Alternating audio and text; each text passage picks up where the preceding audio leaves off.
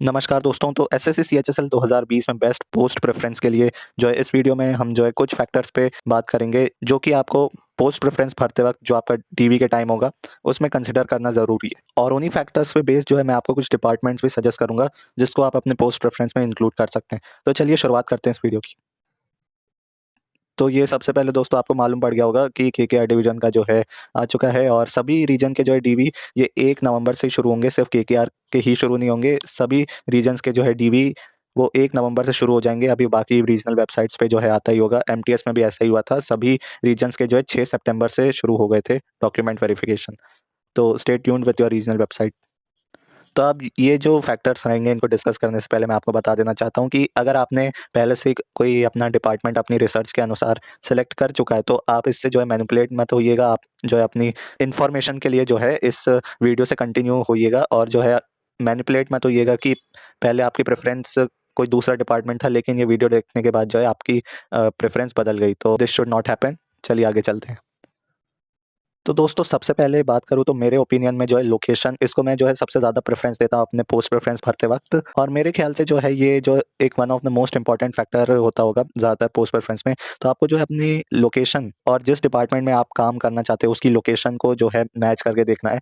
और मैं प्रेफर वही डिपार्टमेंट को करता हूँ जो कि मेरे होम टाउन या मेरे जो भी शहर है उससे प्रॉक्सिमिटी में हो, क्लोज प्रॉक्सिमिटी में हो या तो मेरे ही शहर में हो। और गवर्नमेंट ऑफिसेज का कहें तो ये जो है वो ऑल इंडिया, कोई भले ही कोई कंपनी का ऑफिस ना रहे किसी स्टेट में, लेकिन जो है गवर्नमेंट के ऑफिसेज जो हैं पूरे देश भर में आपको मिलेंगे, डिफरेंट डिफरेंट डिपार्टमेंट्स मिलेंगे। और जो है आपको ये भी मालूम होगा कि अब हमारा जो इंडिया है वो कोई छोटा मोटा देश नहीं है, 7th लार्जेस्ट कंट्री है दुनिया का। तो बहुत बड़ा एरिया जो है कवर करता है इंडिया वर्ल्ड में, जियोग्राफिकल एरिया।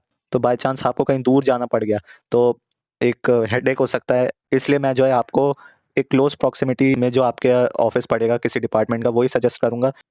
ये देखिए ये इतना बड़ा देश है हमारा और इतना ट्रैवल करने में एक्चुअली यूरोप के जो हैं कई देश निकल जाएंगे, कंट्रीज बदल जाएंगी, 10 से 15 कंट्रीज। तो इसलिए जो है अपनी लोकेशन को आप प्रेफरेंस दीजिएगा। भले ही फर्स्ट प्रेफरेंस ना दें लेकिन लोकेशन को जो है टॉप 3 में अपने कंसिडर जरूर करिएगा।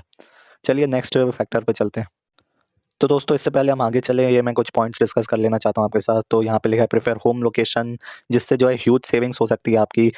आपको जो है ये चीज़ पता नहीं लगेगी लेकिन जो है आप जितना अपने घर के पास रहेंगे उतने आपके जो है ट्रैवलिंग के एक्सपेंसेस कम लगेंगे। और अगर आप कोई बाहर शहर में भी ट्रैवल करते हैं तो वहाँ पे जो है वेरियस आपको अरेंजमेंट्स करने में फाइनेंशियल पैसा पहले लगाना पड़ेगा। और सैलरी की भी बात करें तो जो है कोई बाहर आप टाउन में जाएंगे तो वहाँ आपको जो है हाउस रेंट पे लेना पड़ेगा। और जो है हाउस रेंट अलाउंस जो सरकार देती है वो एकदम कंपैटिबल होता नहीं है जो मार्केट रेट्स में रेंट एक्चुअली में रहता है।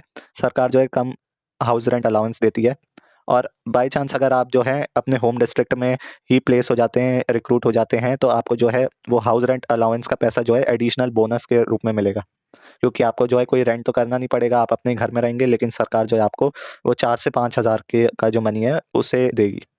अब आगे दोस्तों ये बात करते हैं कि अगर आपको बाहर जाना ही है तो सबसे पहले आपको जो है क्वार्टर की अवेलेबिलिटी इसको इंश्योर करना है कि आप जिस शहर में जा रहे हैं वहाँ पे प्रॉपर जो है क्वार्टर्स मिलते हैं कि नहीं मिलते हैं, कि बहुत टाइम लग जाता है क्वार्टर्स मिलने में। क्योंकि जैसा कि मैंने पहले बताया कि जो लोकल फ्लैट्स या जो भी आप कमरा बुक करें उसमें जो है हाउस रेंट बहुत ज़्यादा रहता है, स्पेशली जो है एक्स सिटीज़ में अगर मैं बात करूँ तो रेंट जो है बहुत ज़्यादा रहता है और सैलरी का जो है एक मेजोरिटी पार्ट जो है वो रेंट पे करने में ही चला जाता है। तो अगर आप कहीं बाहर ट्रैवल करेंगे तो सबसे पहले अपने घर की छत जो है उसे इंश्योर कर लेना। फिर नेक्स्ट पॉइंट की बात करें तो बेसिक रिक्वायरमेंट्स जो कि पानी है और अवेलेबिलिटी, फूड अवेलेबिलिटी है, मार्केट से कितनी जो है क्लोज है लोकेशन, इन सब का आपको ध्यान रखना होगा। फिर अर्बन एरियाज़ में प्रेफर करूंगा इस मामले में, क्योंकि जो है और डिफरेंट जो सर्विस रहती है हॉस्पिटल्स की कह लीजिए या मेडिकल सर्विस या कोई और मार्केट्स हो गए, मॉल्स हो गए, इन सब में जो है अर्बन एरियाज से ज़्यादा बेटर होते हैं। फिर अगले पॉइंट में बात करें तो यहाँ पे जो है आपको कॉस्ट ऑफ लिविंग एनालाइज करनी होगी। अगर आप जो है दिल्ली जैसे शहर में जा रहे हैं तो वहाँ पे बहुत हाई कॉस्ट ऑफ लिविंग रहता है, किसी छोटे शहर से जो है आपको ज़्यादा खर्चा करना पड़ता है। अब आप बोलेंगे कि सैलरी भी तो हाई रहती है एक्स सिटीज़ में, तो सैलरी जितनी सरकार देती है एक्स सिटीज़ में वो सफिशेंट नहीं होती, वहाँ पे खर्चे ज़्यादा हो जाते हैं एक्चुअली में। मेरी डिफरेंट जो है एम्प्लॉयज़ से बात हुई है इस बारे में, तो इस बात का आप ध्यान रखिएगा। फिर सेकेंडली बात करें तो यहाँ पे क्राइम रेट और पॉल्यूशन रेट जो है आप इसको जो सोशल फैक्टर है इसको इन सब के बाद जो है प्रायोरिटी दे सकते हैं। अब चलिए दोस्तों जल्दी से कुछ डिपार्टमेंट्स देख लेते हैं जिसमें आपको जो है होम लोकेशन मिलने के चांसेस है। तो ये मिनिस्ट्री ऑफ डिफेंस का सीएसडी कार्ड है। इसका मैंने एक वीडियो बनाया जिसमें मैंने कुछ 36 लोकेशंस थी पूरे देश भर में, उसमें जो है ये सीएसडी मिनिस्ट्री ऑफ डिफेंस के अंदर उसके डिपार्टमेंट्स हैं। तो नीचे वीडियो का लिंक मैं दे दूंगा, वहाँ से आप जाके आप देख लेना। फिर यहाँ पे जो है central passport office ministry of external affairs का ये डिपार्टमेंट है। तो यहाँ भी जो है पासपोर्ट ऑफिसेस तो ऑल इंडिया रहेंगे, तो यहाँ पे भी जो है होम लोकेशन की जो है हाई चांसेस हो जाती है। और अभी तो मेरी इन्फॉर्मेशन में ये भी आया कि जो है पोस्ट ऑफिस में भी ये पासपोर्ट ऑफिसेस का जो है एक ऑफिस रहता है, वहाँ भी एम्प्लॉयज़ काम करते हैं।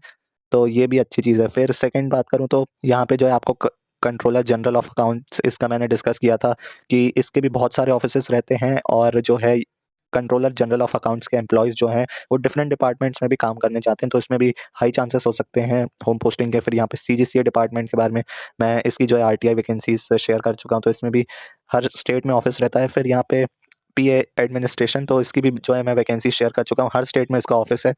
फिर ministry of housing and urban affairs, ये मैंने जो है पिछले वीडियो में डिस्कस कर चुका हूँ एमओएचओए के बारे में। इसमें भी जो है काफ़ी सारी जो है डिपार्टमेंट्स आते हैं, जैसे सीपीडब्ल्यूडी हो गया और वेरियस अदर डिपार्टमेंट्स रहते हैं हाउसिंग एंड अर्बन अफेयर्स में, इसकी वैकेंसीज आप ये देख सकते हैं। फिर रजिस्ट्रार जनरल ऑफ इंडिया में भी जो है ऑल इंडिया ऑफिस रहते हैं, लेकिन जो है इस बार इसमें इस डिपार्टमेंट जो है वैकेंसीज बहुत कम है, तो यहाँ आप देख सकते हैं। लेकिन जो ट्रांसफर्स पे आपको जो है होम पोस्टिंग मिल सकती है। फिर आगे तो ये अपना पीए ऐसे तो है ही, इसमें तो मिल ही जाएगी होम पोस्टिंग। चलिए आगे चलते हैं। अब दोस्तों मेरे ओपिनियन में जो है आपको सेकंड ऑप्शन जो है वो ग्रोथ चुनना चाहिए, क्योंकि यहाँ पे लिखा है code growth is one of the hallmarks of living thing, यानी कि जो जीवित रहता है उसमें जो है ग्रोथ दिखती है। तो ऐसा ही जो है कुछ केस एम्प्लॉयमेंट के साथ भी रहता है। अगर आपका डिपार्टमेंट जीवित है तो वहाँ पे आपको ग्रोथ देखने को मिलेगी, और डेड हो चुका है डिपार्टमेंट तो वही आपको फिर सालों सालों बाद जो है कोई प्रमोशन की खबर सुनने को मिलेगी। तो चलिए इसका डिस्कस करते हैं आगे। तो दोस्तों जो है ग्रोथ को प्रायोरिटी देने के लिए आपको जो है ये इंश्योर करना होगा उस डिपार्टमेंट में आप जा रहे हैं वहाँ पे टाइमली प्रमोशन हो रहे हैं। फिर डिपार्टमेंटल एग्जाम भी कंडक्ट हो रहे हैं। फिर डायनामिक वर्क एनवायरनमेंट है, यानी कि समय के साथ बदलने वाला एनवायरनमेंट है।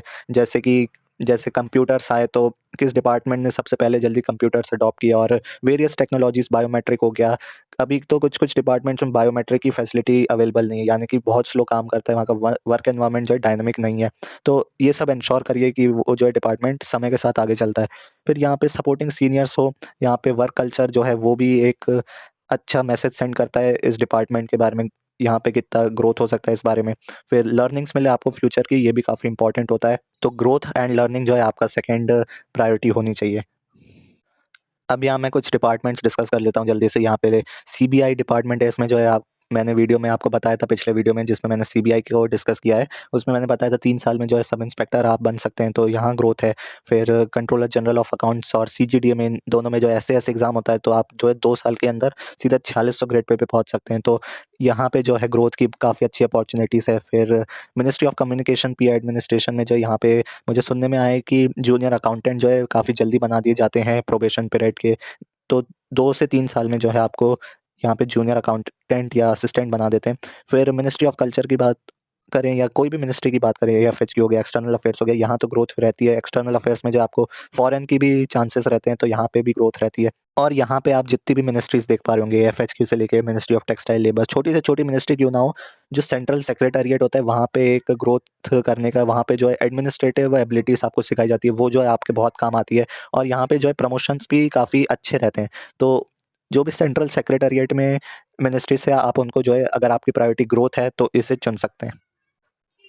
अब दोस्तों अगले फैक्टर की मैं बात करूं तो यहाँ पे वर्क लाइफ बैलेंस रहता है। ऐसा नहीं होना चाहिए कि आपकी जो है वर्क के कारण आपकी लाइफ जो है अफेक्ट हो रही है, तो दोनों में के बीच में बैलेंस रहना चाहिए। चलिए इसके बारे में कुछ पॉइंट्स देख लेते हैं। तो दोस्तों यहाँ पे लिखा है कि nearly all the government jobs of a great work life balance. तो गवर्नमेंट जॉब है तो मतलब वर्क लाइफ बैलेंस तो डेफिनेटली होगा ही, लेकिन जो है वर्कलोड डिफर करता है कुछ कुछ डिपार्टमेंट्स में। जैसे कि अकाउंटिंग से रिलेटेड जो है जो डिपार्टमेंट्स है उसमें जो है ये फरवरी मार्च और अप्रैल में जो है यहाँ पे थोड़ा हेक्टिक शेड्यूल रह सकता है। लेकिन यहाँ पे जो है आपको कभी भी ऐसा नहीं बोला जाएगा कि ओवर टाइम करना पड़ेगा। तो वर्क लाइफ बैलेंस तो होगा ही, कोई भी गवर्नमेंट जॉब में होगा, लेकिन उसमें भी वर्कलोड जो है डिफर करता है। कुछ-कुछ डिपार्टमेंट से कम काम होता है, कुछ में ज़्यादा काम हो जाता है एक पर्टिकुलर समय के लिए। तो इसको जो है आपको एन्श्योर करना ज़रूरी है। अब यहाँ पे जो है वो डिपार्टमेंट चुनिएगा जो जहाँ पे लेस वर्कलोड रहता है, ताकि आप जो अपने फ्यूचर की प्रिपरेशंस, कोई भी एग्ज़ाम हो, यूपीएससी हो या कोई भी आप एग्ज़ाम दे रहे हो, टेक्निकल एग्ज़ाम हो, गेट हो, तो उसके लिए आप जो है टाइम निकाल पाएँ, इसको एन्श्योर करिएगा। तो दोस्तों ये आप मेरे सामने डिपार्टमेंट्स देख पा रहे होंगे जिसमें जो है वर्कलोड कम रहता है as compared to other departments. तो सीएसडी हो गया, फिर रजिस्ट्रार जनरल ऑफ इंडिया हो गया, फिर ये आईएचक्यू एमओडी नेवी में इधर भी थोड़ा कम ही काम रहता है क्योंकि नेवी का ऑफिस है। तो यहाँ पे जो है डिफेंस पर्सनल्स का ज़्यादा काम रहता है और सिविलियन एम्प्लॉयज़ का जो है मॉडरेट ही काम रहता है। फिर जितनी भी मिनिस्ट्रीज हो गई सेंट्रल सेक्रेटेरिएट में, यहाँ आपको जो है एक मॉडरेट काम देखने को मिलेगा, लो टू मॉडरेट। इसमें जो है ज़्यादा आपको काम देखने को नहीं मिलेगा। और इसमें अगर आपको डिपार्टमेंट सेलेक्ट करना है तो जो डिपार्टमेंट जो है काफ़ी ज़्यादा फेमस होगा, यानी कि जिसकी डिमांड बहुत ज़्यादा होगी, उसमें जो है वर्कलोड भी आपको ज़्यादा ही देखने को मिलेगा। और जिसकी डिमांड जो है, जो जो डिपार्टमेंट्स को जो है वो सिविलियंस उतना जानते नहीं है, जैसे कि फॉर एग्जांपल वो NTRO, national technical research organisation, इसको कोई जानता नहीं है उतना, तो इसकी जो है कम डिमांड रहती है। तो एज एक्सपेक्टेड जो है यहाँ पे वर्कलोड भी कम ही मिलेगा आपको। फिर आगे जो है यहाँ आप देख सकते हैं office of development commissioner MSME, ये भी जो है थोड़ा कम फेमस डिपार्टमेंट है तो कम वर्कलोड रहेगा। फिर यहाँ तक तट रक्षक मुख्यालय, इधर भी जो है साल भर में लो टू मॉडरेट जो है वर्कलोड रहेगा। यहाँ से आप वैकेंसीज देख सकते हैं। चलिए आगे चलते हैं।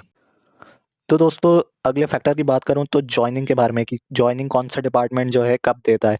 तो ये भी जो है एक काफ़ी क्रूशियल जो है ये फैक्टर है जॉइनिंग का। काफ़ी लोग इसे नज़रअंदाज करते हैं। चलिए इसके बारे में डिस्कस करते हैं। अब दोस्तों यहाँ आप मेरे सामने देख पा रहे होंगे many don't pay attention to this aspect, यानी कि इस एस्पेक्ट को कोई ध्यान नहीं देता कि कौन सी जॉइनिंग बस आ जाए, बस यही अप्रोच रहती है हमारी, तो बस ये अनएम्प्लॉयमेंट खत्म हो। लेकिन ऐसा नहीं होता।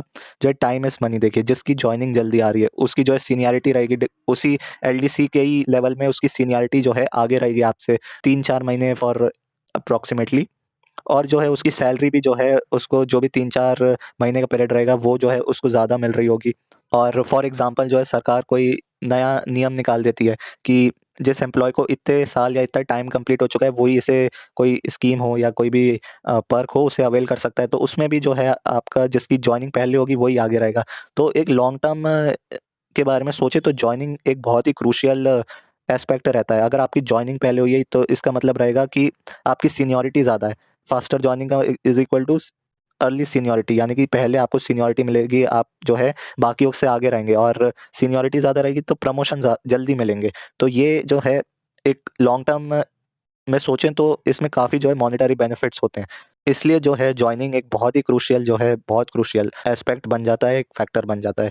और फिर यहाँ पे आगे यहाँ लिखा है joining process by particular department reflects is work culture and environment. तो ये भी काफ़ी सच है। जो डिपार्टमेंट आपको जल्दी जॉइनिंग दे रहा है तो मतलब ऐसा फीलिंग आती है ना कि वहाँ काम हो रहा है। ऐसा नहीं लगता कि ये तो भूल गए हमें, बस एग्ज़ाम ले लिया, फाइनल रिजल्ट आ गया, जॉइनिंग का वेट करा रहे हैं।